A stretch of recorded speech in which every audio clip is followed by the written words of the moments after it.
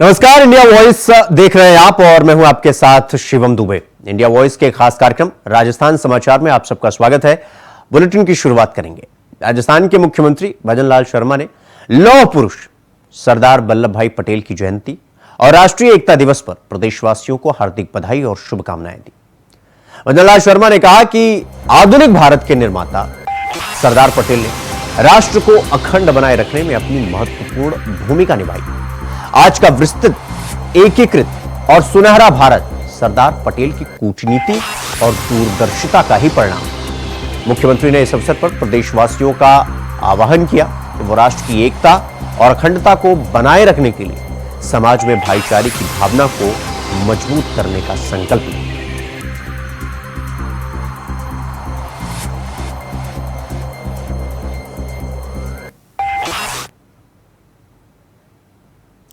वहीं राष्ट्रीय एकता दिवस के मौके पर प्रधानमंत्री नरेंद्र मोदी ने देश के पहले उप प्रधानमंत्री सरदार पटेल को श्रद्धांजलि अर्पित की। केवड़िया, गुजरात में आयोजित कार्यक्रम में हिस्सा लेते हुए प्रधानमंत्री नरेंद्र मोदी ने सरदार वल्लभ भाई पटेल की जयंती पर लोगों की एकता की शपथ दिलाई। प्रधानमंत्री मोदी ने राष्ट्रीय एकता दिवस परेड में भी हिस्सा लिया, जिस दौरान उन्होंने कहा कि मैं सत्य निष्ठा से शपथ लेता हूं कि मैं राष्ट्र की एकता, अखंडता और सुरक्षा के लिए स्वयं को समर्पित करूंगा और अपने देशवासियों के बीच यह संदेश फैलाने का भी भरसक प्रयत्न करूंगा।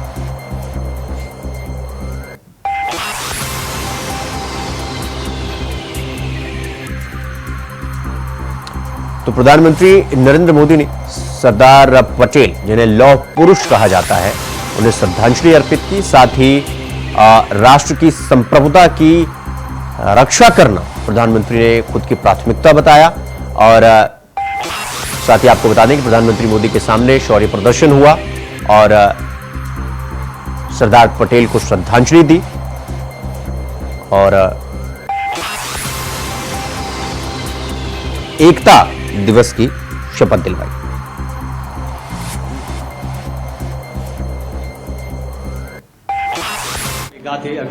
साथियों, इस बार का एकता दिवस एक और वजह से भी विशेष है। आज से सरदार पटेल का 150वां जन्म जयंती वर्ष शुरू हो रहा है। आने वाले 2 वर्षों तक देश सरदार पटेल की 150वीं जन्म जयंती का उत्सव मनाएगा। ये भारत के प्रति उनके असाधारण योगदान के प्रति देशवासियों की कार्यांजलि है। 2 वर्ष का यह उत्सव एक भारत श्रेष्ठ भारत के हमारे संकल्प को मजबूत करेगा। ये अवसर हमें सीख देगा कि असंभव से दिखने वाले काम को भी संभव बनाया जा सकता है। जब भारत को आजादी मिली थी तो दुनिया में कुछ लोग थे जो भारत के बिखरने का आकलन कर रहे थे। और अभी हमने सरदार साहब की वाणी में उसका विस्तार से बयान सुना।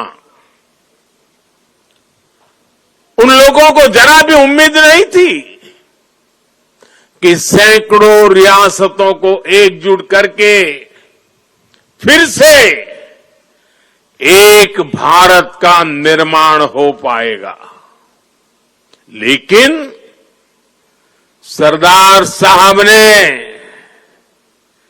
ये करके दिखाया। ये इसलिए संभव हुआ क्योंकि सरदार साहब व्यवहार में यथार्थवादी, संकल्प में सत्यवादी कार्य में मानवतावादी और ध्येय में राष्ट्रवादी थे। साथियों, आज हमारे पास छत्रपति शिवाजी महाराज की प्रेरणा भी है। उन्होंने आक्रांताओं को खदेड़ने के लिए सबको एक किया। कि महाराष्ट्र का रायगढ़ किला आज भी साक्षात वो गाथा कहता है। छत्रपति शिवाजी महाराज ने रायगढ़ के किले से राष्ट्र के अलग अलग विचारों को एक उद्देश्य के लिए एकजुट किया था। आज यहां एकता नगर में हम रायगढ़ के उस ऐतिहासिक किले के उसकी छवि हमारे सामने प्रेरणा का प्रतीक बन के खड़ी है। रायगढ़ किला सामाजिक न्याय, देशभक्ति और राष्ट्र प्रथम के संस्कारों की पवित्र भूमि रहा है। साथियों, बीते 10 वर्ष तक भारत की एकता और अखंडता के लिए ये कालखंड अभूतपूर्व उपलब्धियों से भरा रहा है। आज सरकार के हर काम, हर मिशन में राष्ट्रीय एकता की प्रतिबद्धता दिखती है। इसका एक बड़ा उदाहरण है हमारा ये एकता नगर। यहां स्टैच्यू ऑफ यूनिटी है और इसके सिर्फ नाम में यूनिटी है ऐसा नहीं है, इसके निर्माण में भी यूनिटी है। इसको बनाने के लिए पूरे देश के कोने कोने से, देश के किसानों के पास से खेत में उपयोग किए औजार का लोहा पूरे देश से यहां लाया गया, क्योंकि सरदार साहब लोह पुरुष थे, किसान पुत्र थे। तो रुक करेंगे अगली खबर की ओर। जयपुर के बीजेपी कार्यालय में दीपावली के दिन सामूहिक पूजन किया गया। इस अवसर पर उप मुख्यमंत्री प्रेमचंद बैरवा, सांसद मंजू शर्मा, बीजेपी महामंत्री श्रवण सिंह बागड़ी, महापौर सौम्या गुर्जर और वरिष्ठ पदाधिकारी मौजूद थे। सभी ने मिलकर प्रदेश की खुशहाली के लिए पूजन किया और सभी ने एक दूसरे को दीपावली की शुभकामनाएं दी।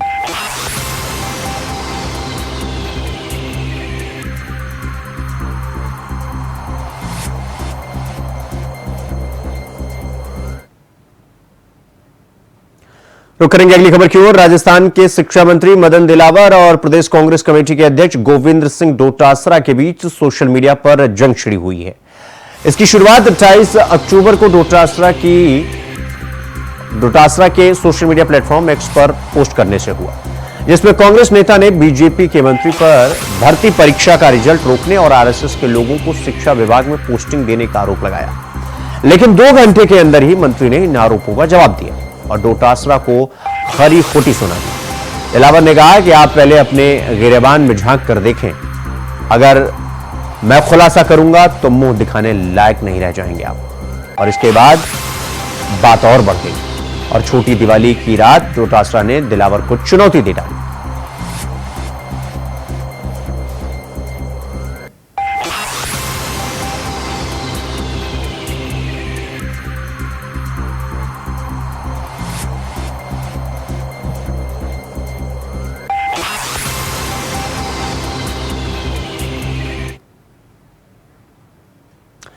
वहीं पूर्व मुख्यमंत्री अशोक गहलोत का जोधपुर दौरे का आज दूसरा दिन और पूर्व मुख्यमंत्री अशोक गहलोत अपने कमरे से चलकर कैबिनेट मंत्री जोगाराम पटेल के रूम पहुंचे और उनसे मिलकर मुलाकात की और दीपावली की और दूसरे त्योहारों की शुभकामनाएं दी।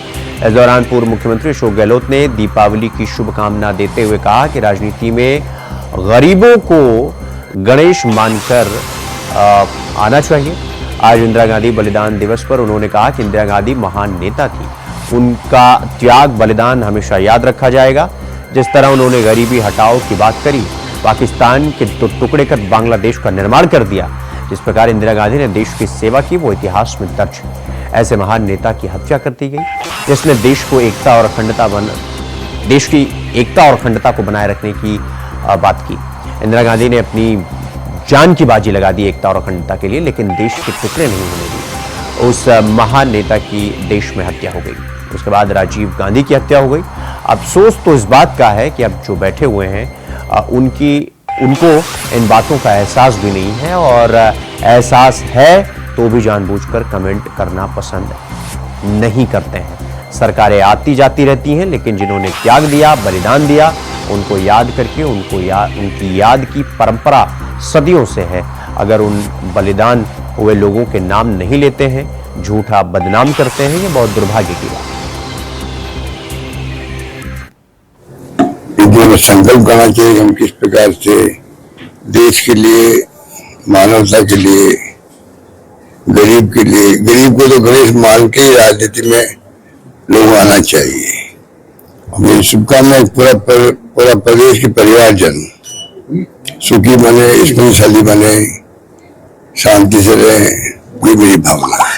हर बार आते ऊर्जा भर के जाते हैं, आपसे लोग ऊर्जावान होते हैं। कांग्रेस के जो कार्यक्रम पिछले दौरे को देखे, इस दौरे को देखे, आपको लगता है कि संगठन और अधिक मजबूती की ओर बढ़ेगा आने वाले समय के अंदर जो चुनाव भी आने? मेरी तो शुभकामनाएं रहती है, और मेरे बच्चों का भी, सबका मुझे बहुत स्नेह मिलता है, प्यार मिलता है, दुआएं मिलती है, वो मेरी ताकत है। इंदिरा जी बहुत महान नेता थी, उनका त्याग बलिदान हमेशा याद रखा जाएगा। जिस प्रकार उन्होंने गरीबी हटाओ की बात करी, पाकिस्तान के दो टुकड़े हो गए और बांग्लादेश का निर्माण किया उन्होंने, और जीवन पर्यंत उन्होंने किस प्रकार से देश की सेवा की है वो इतिहास में दर्ज है। उनका आवाज देश और दुनिया में था। कुछ महान नेता की हत्या कर दी गई कि वो देश को एक अखंड रखना चाहते थे। तो यहां पर रुकेंगे एक छोटे से ब्रेक के लिए। खबरों का सिलसिला जारी है, फौरन लौट रहे हैं। तो ब्रेक के बाद एक बार फिर आप सबका स्वागत है मेरे साथ। रुक करेंगे अगली खबर की ओर। जोधपुर से खबर है, बुधवार को दिल दहला देने वाली घटना यहां से सामने आई। पुलिस को बोरानाड थाना इलाके गंगाड़ा में एक घर के पीछे महिला का दफनाया हुआ शव मिला। पुलिस कई टुकड़ों में दफनाए हुए शव को देखकर दंग रह गई। जिस महिला का शव मिला है उसकी पुलिस कई दिनों से तलाश कर रही थी। पुलिस ने एमओबी और एफएसएल की टीम को मौके पर बुलाया और मौके से साक्ष्य जुटाए। बाद में महिला का शव बाहर निकालकर उसे एम्स की मॉर्चुरी में रखवाया गया। वहां से आरोपी की पत्नी को हिरासत में लिया गया, जिस पर भी पुलिस को हत्या में शामिल होने का अंदेशा है। फिलहाल आरोपी युवक पुलिस की गिरफ्त से बाहर है, जिसकी पुलिस लगातार तलाश कर रही है। पुलिस के मुताबिक सरदारपुरा बी रोड स्थित गोरू होम स्वीट के पास गली में रहने वाली अनीता चौधरी, जिसकी उम्र 50 के आसपास है, वो अग्रवाल टावर में ब्यूटी पार्लर चलाती थी। 27 अक्टूबर को घर नहीं लौटी तो पति, जिनका नाम मनमोहन चौधरी बताया जा रहा है, जो 56 वर्ष के हैं, उन्होंने गुमशुदगी की रिपोर्ट लिखवाई थी।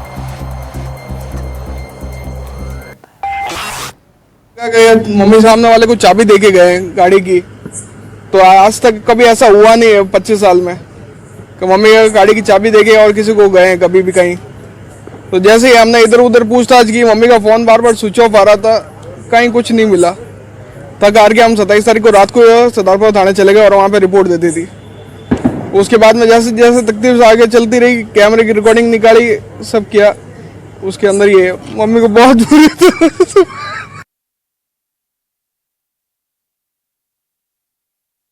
बताया कि मैं महिला को गंगाना ले जाके छोड़ा है। उसके बाद में जब हमने आगे पता किया कि वो घर किसका है, और एक गुलामुद्दीन नाम का व्यक्ति था, उस व्यक्ति का घर था। वो व्यक्ति घर पे नहीं मिला, उसकी तलाश कर रहे थे कल शाम से ही, और फिर आज उनके परिजनों से उनसे पता किया तो वो गायब मिला। और फिर बॉडी की हमारे उस घर वालों से उनसे सख्ती से जब पूछताछ की गई तो बॉडी का पता चला कि घर के सामने कर लिया। तो वहीं पड़ोसी मुल्क पाकिस्तान से भारत में ड्रग्स की बड़े पैमाने पर सप्लाई होती है। अलग अलग समय में भारतीय जवान बॉर्डर इलाके में ड्रग्स की बड़ी बड़ी खेपों को पकड़ते हैं। और इस बीच दीपावली से पहले राजस्थान से हेरोइन की बड़ी खेप जब्त हुई। और जानकारी के मुताबिक आपको बता दें कि बीकानेर जिले में यह कार्रवाई हुई है, जहां खाजूवाला में भारत पाक अंतर्राष्ट्रीय बॉर्डर के नजदीक पुलिस बीएसएफ की टीम को सर्च ऑपरेशन के दौरान 2 किलो 538 ग्राम हेरोइन अवैध मादक पदार्थ मिला। इसके बाद पुलिस और बीएसएफ अलर्ट मोड पर है। सर्च ऑपरेशन किया जा रहा है। थानाधिकारी बलवंत कुमार ने बताया कि बुधवार को शक के आधार पर पुलिस में 96V वाहिनी सीमा सुरक्षा बल के तत्वाधान में यानी उनके संज्ञान में 38 KYD की रोही में सर्च ऑपरेशन शुरू किया गया। सूचना प्राप्त हुई और उन्होंने दौरान तफ्तीश पाया कोई संदिग्ध चीज़ें हैं, तो फिर एसओजी की टीम, बीएसएफ की टीम और जिला पुलिस की टीम ने जब पूरी खोजबीन की तो उनकी एसओजी की इत्तला पे वहाँ पे 14 किलो 740 ग्राम हीरोइन मिली है। 2 प्रकार की है, ज़्यादा अच्छी क्वालिटी की, एक उससे थोड़ी वैसी है, और उसमें मुकदमा दर्ज किया जा रहा है। मुकदमा दर्ज हो गया है और अनुसंधान एसओजी द्वारा किया जाएगा। तो वहीं राजस्थान के पड़ोसी राज्य गुजरात में 2002 में हुए गोधराकांड का जिन्न एक बार फिर से बाहर सामने आ गया है। इस बार शिक्षा मंत्री मदन दिलावर के एक निर्णय के बाद पूरे देश में इसकी चर्चा हो रही है, क्योंकि प्रदेश के सरकारी स्कूलों में पढ़ाई जाने वाली उन किताबों जिसमें 2002 के गोधराकांड का जिक्र किया गया है उसे वापस मंगवा लिया गया है। दरअसल राजस्थान सरकार ने प्रदेश के सरकारी स्कूलों में बांटी जा चुकी 4 किताबों को वापस मंगवाने का आदेश जारी किया है। इसको लेकर शिक्षा मंत्री मदन दिलावर ने मीडिया में ये बयान भी दिया है। जानकारी के मुताबिक राजस्थान स्कूल शिक्षा परिषद ने जिला शिक्षा अधिकारियों को निर्देशित किया कि वो कक्षा 9वीं से 12वीं तक पढ़ाई जा रही चिट्टी, एक कुत्ता और उसका जंगल फॉर्म, कक्षा 11वीं और 12वीं में पढ़ाई जा रही अदृश्य लोग, उम्मीद और साहस की कहानी, जीवन की बहार, सभी कॉपियों को वापस मंगवाने के निर्देश दिए। गोधरा में जो हुआ था उसकी नेगेटिव जानकारी देकर के ये कोशिश की कि जो अपराधी थे वो अपराधी नहीं थे, वो अच्छे लोग थे। ऐसा करके गोधरा का जो दुर्घटना थी उसमें अपराधियों पर हत्यारों को महिमामंडित करने का प्रयास हुआ, जो ठीक नहीं है। वहीं बयाना उपखंड के गांव नगला बंडा में एक परिवार के साथ एक मामला हुआ और पल भर में इस परिवार की दिवाली की खुशियां गम में तब्दील हो गई।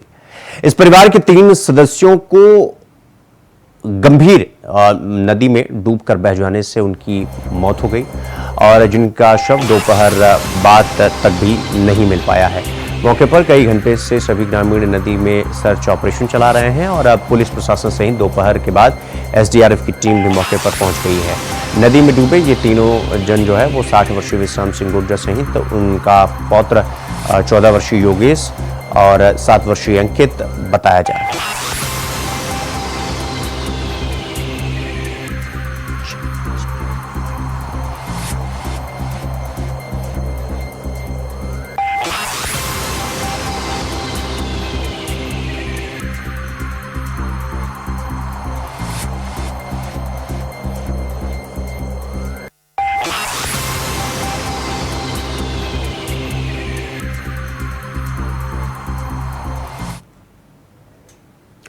तो वहीं लोकसभा स्पीकर ओम बिरला इन दिनों कोटा प्रवास पर हैं। दिवाली पर ओम बिरला के नए अस्पताल का दौरा किया उन्होंने, जहां वार्डों में जाकर मरीज और तीमारदारों से मुलाकात कर कुशलता पूछी। इस दौरान बिरला ने स्वास्थ्य लाभ की कामना करते हुए सभी को दिवाली की शुभकामनाएं दी।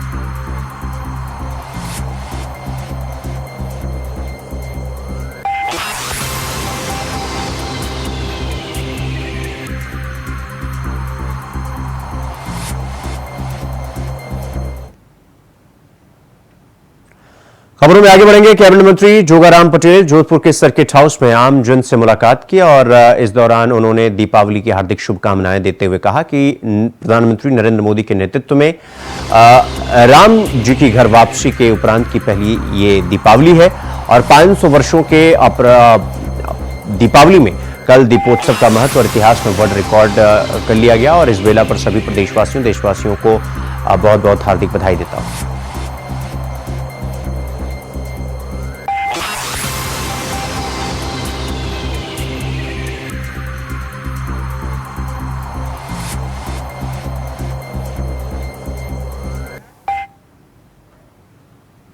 तो राजस्थान में उपचुनाव के लिए नाम वापसी का समय अब खत्म हो गया है और प्रदेश की कुल 7 विधानसभा सीटों पर उपचुनाव में कुल 69 उम्मीदवार मैदान में हैं। बीजेपी ने 2 तो हनुमान बेनीवाल की पार्टी आरएलपी ने 1 सीट पर अपने प्रत्याशी खड़े किए हैं। झुंझुनू सीट पर उपचुनाव में दिलचस्प मुकाबला है। इस सीट से अमित ओला कांग्रेस के टिकट पर चुनाव लड़ रहे हैं। राजेंद्र भांबू भाजपा से उपचुनाव में अपनी किस्मत आजमा रहे हैं। आजाद समाज पार्टी काशीराम से, आमीन राष्ट्रीय मंगलम पार्टी से मधु मुरारका और अमित कुमार समेत अन्य प्रत्याशी उपचुनाव के मैदान में।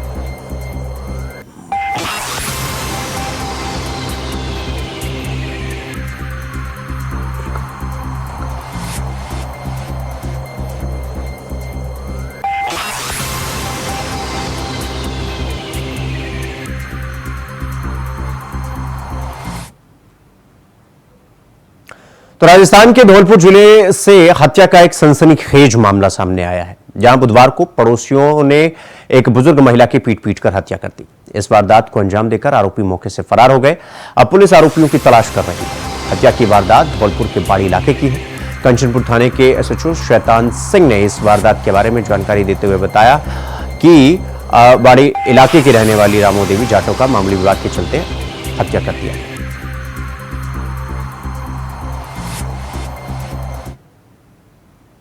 तो दिवाली के त्योहार से पहले सुरक्षा व्यवस्था पर जयपुर के पुलिस आयुक्त बीजू जॉर्ज जोसेफ का कहना है कि दिवाली के अवसर पर सभी को शुभकामनाएं देता हूं और जयपुर की जनता की सुरक्षा सुनिश्चित करने के लिए पुलिस कर्मियों को तैनात किया गया है। जनता की सुरक्षा सुनिश्चित करने और सुरक्षा व्यवस्था की निगरानी के लिए सीसीटीवी कैमरे भी लगाए गए हैं और हम सभी से पुलिस के साथ सहयोग करने का आग्रह करते हैं।